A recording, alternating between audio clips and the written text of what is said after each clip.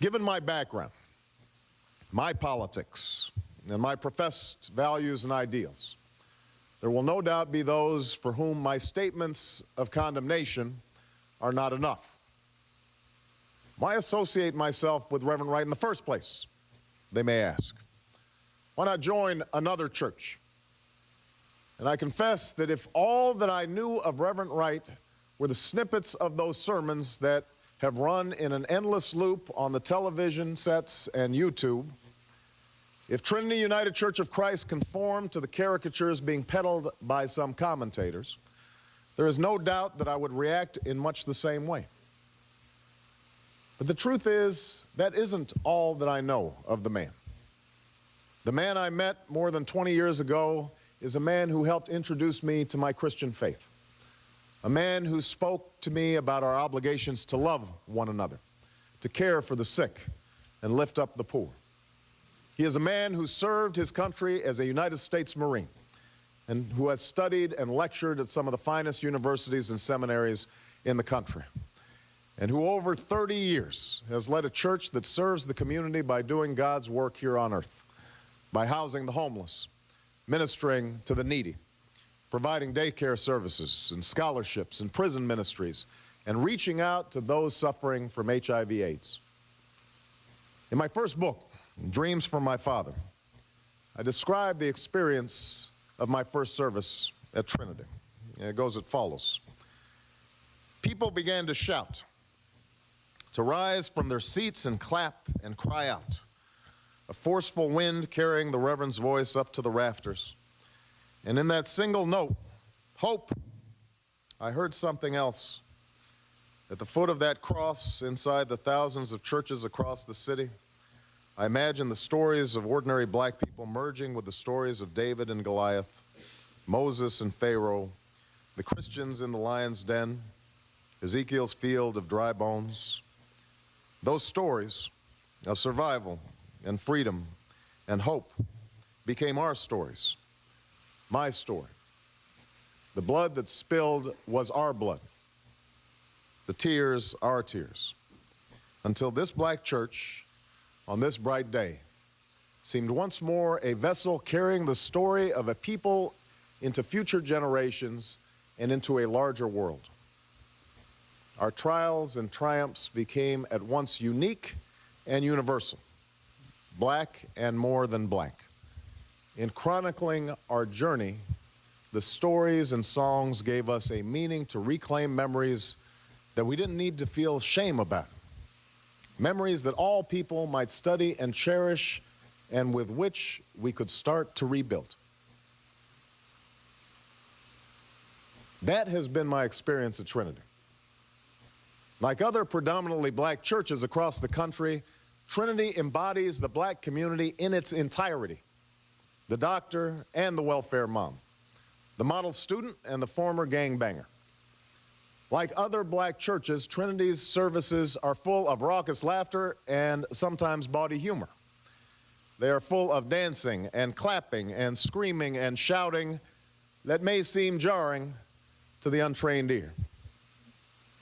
The church contains in full the kindness and cruelty, the fierce intelligence and the shocking ignorance, the struggles and successes, the love and yes, the bitterness and biases that make up the black experience in America. And this helps explain perhaps my relationship with Reverend Wright. As imperfect as he may be, he has been like family to me. He strengthened my faith, officiated my wedding, and baptized my children. Not once in my conversations with him have I heard him talk about any ethnic group in derogatory terms, or treat whites with whom he interacted with anything but courtesy and respect. He contains within him the contradictions, the good and the bad, of the community that he has served diligently for so many years. I can no more disown him than I can disown the black community. I can no more disown him than I can disown my white grandmother, a woman who helped raise me, a woman who sacrificed again and again for me, a woman who loves me as much as she loves anything in this world, but a woman who once confessed her fear of black men who passed her by on the street, and who on more than one occasion has uttered racial or ethnic stereotypes that made me cringe. These people are part of me, and they are part of America, this country that I love. Now, some will see this as an attempt to justify or excuse comments that are simply inexcusable. I can assure you it is not. And I suppose the politically safe thing to do would be to move on from this episode and just hope that it fades into the woodwork. We can dismiss Reverend Wright as a crank or a demagogue, just as some have dismissed Geraldine Ferraro in the aftermath of her recent statements as harboring some deep-seated bias. But race is an issue that I believe this nation cannot afford to ignore right now. We would be making the same mistake that Reverend Wright made in his offending sermons about America, to simplify and stereotype and amplify the negative to the point that it distorts reality. The fact is that the comments that have been made and the issues that have surfaced over the last few weeks reflect the complexities of race in this country that we've never really worked through, a part of our union that we have not yet made perfect. And if we walk away now, if we simply retreat into our respective corners, we will never be able to come together and solve challenges like health care or education or the need to find good jobs for every American.